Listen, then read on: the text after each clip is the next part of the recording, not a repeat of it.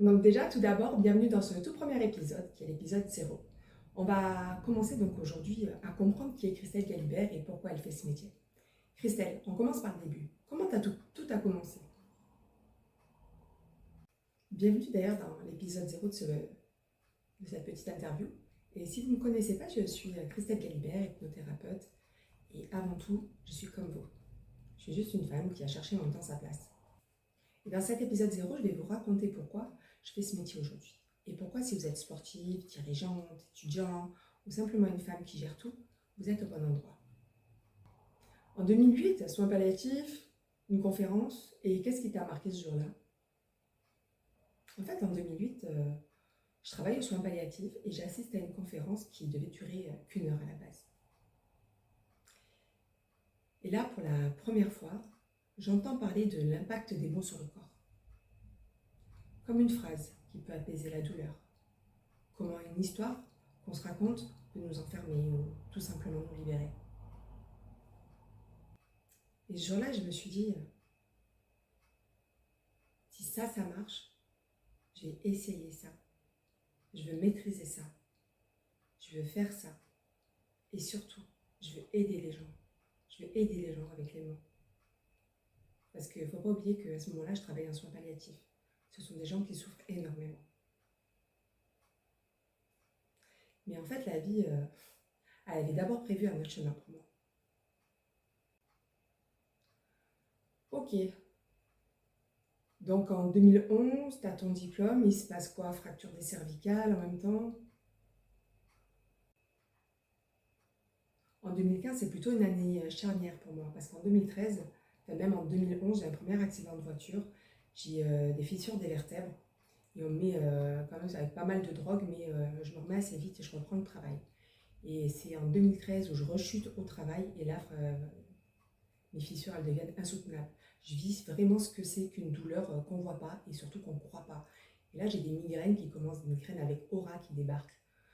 Je commence à avoir des nuits sans sommeil, des journées usantes, fatigantes et douloureuses. Et en même temps, je décide de passer donc mon diplôme d'hypnose. Et là, je découvre en fait ce qu'est l'hypnose. C'est pas ce qu'on croit, c'est pas dormir, c'est juste reprendre la main. Et à ce moment-là, donc, je commence à utiliser l'auto-hypnose pour gérer mes propres douleurs. Et là, ça marche, mais ça marche du tonnerre.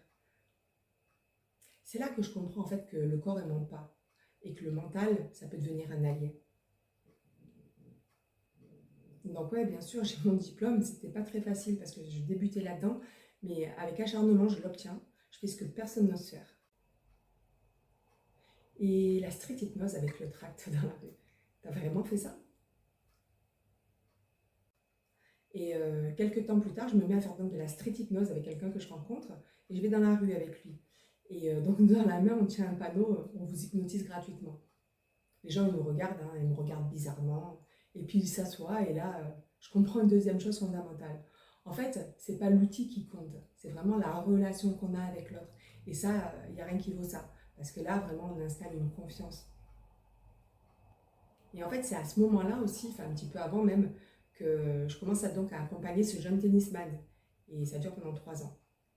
Franchement, il est incroyable à l'entraînement et en match. Et pourtant, il s'effondre. C'est grâce à lui que je commence à préparer mon processus en 5 étapes. Sa situation problématique, les étapes limitantes, ses besoins, ses objectifs, l'état désiré.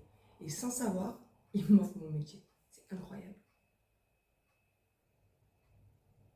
D'accord, donc ensuite tu repars donc dans le monde professionnel classique en tant que chef de projet, ERP, plus de 10 heures par jour. Pourquoi tu y retournes si tu as ces diplômes?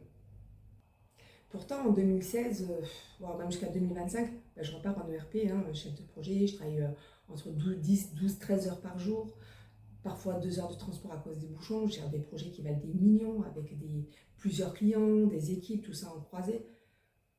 Franchement, je tiens, je serre les dents, et de toute façon, comme beaucoup d'entre vous, ça, il n'y a pas photo. Mais je sens que jusqu'à ce que en fait, tout mon corps me dise stop. Voilà. Là, je craque et même j'avais des douleurs horribles.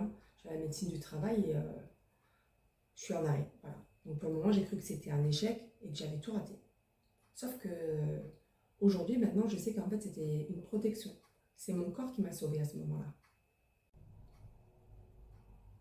Et en 2025, c'est l'année où tout bascule, c'est ça? la déchirure à l'épaule, l'arrêt, le licenciement. Et d'ailleurs, au moment où je craque, en fait, j'avais des douleurs vraiment horribles, hein. Et c'est donc cette année-là, en 2025, où en fait je me rends compte que ces douleurs, c'est pas juste les fractures des cervicales. En fait, j'ai à ce moment-là une déchirure de l'épaule, tellement je travaillais, tellement je tapais, tellement je conduisais.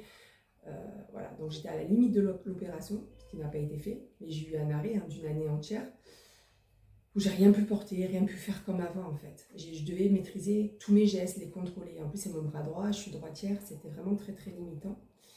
Et c'est ce qui m'a forcé en fait dans ce vide à me rendre compte que tout devenait clair. Tout s'est éclairci à ce moment-là. Je voulais plus choisir.